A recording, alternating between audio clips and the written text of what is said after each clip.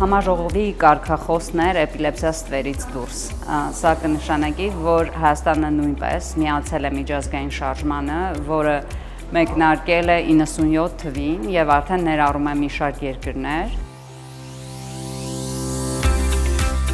Համատեղ գործունեության արդյունքում ծնվեց այս կոնֆերանսի գաղափարը, որտեղ կարող ենք ներկայացնել մեր աշխատանքները էպիլեպտոլոգիայի ոլորտում արված, դրանց արդյունքները, իրազեկել էպիլեպսիա ունեցող երեխաների առողջական խնդիրների մասին, պատմել նորանոր հաջողությունների մասին այս ոլորտում եւ խոսել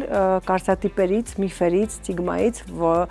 որոնք առկա են մեր հասարակության մեջ եւ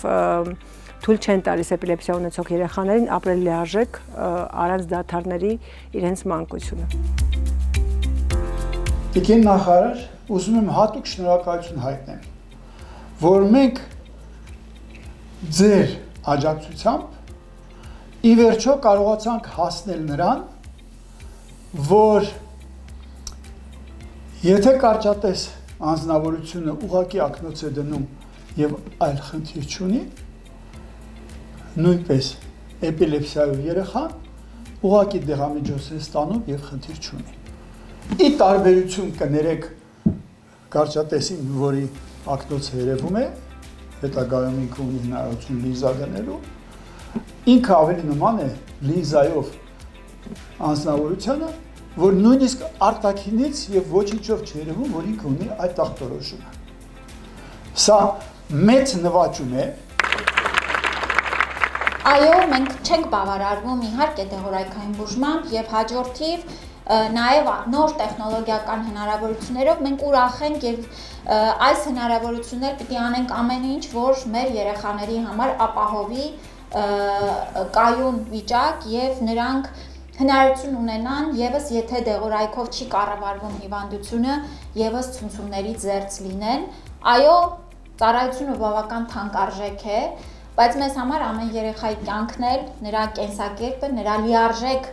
զարգացումն էլ անգին է։ Գրեթե 100-ի է հասել միջամտությունների թիվը, որ արդեն վիրահատությամբ բուժվել են երեխաներ։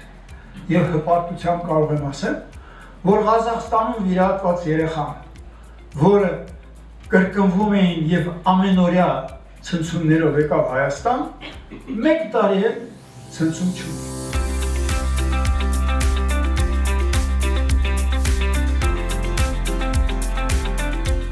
Փորձեցինք խոսել մեր 20 տարիների անցած ճանապարհի մասին, մեր Հայաստանի Հանրապետության մանկական էպիլեպտոլոգիայի դիսպանսերի գործունեության մասին, որը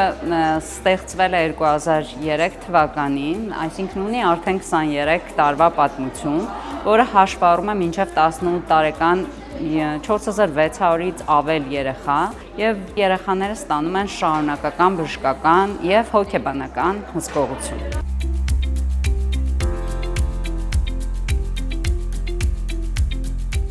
Ուզում եմ կոչ անել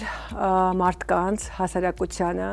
չպիտակավորել այն մարդկանց, ովքեր ունեն հսկվող, բուժվող ախտորոշում։ Ուզում եմ շեշտել մի անգամ եւս, որ էպիլեպսիան ամոթ չէ, վարակիչ չէ, հոգեբուժական ախտորոշում չէ, այն բուժվում է 70% դեպքերում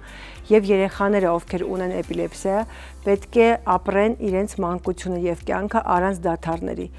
Իրենք ոչինչով չեն տարբերվում իրենց հասակակիցներից, ոչ արտակնապես, ոչ վարքագծով, ոչ ինտելեկտով, եւ մենք պետք է անենք ամեն ինչ, որպեսզի ապահովենք էպիլեպսիա ունեցող երեխաների մանկությունը,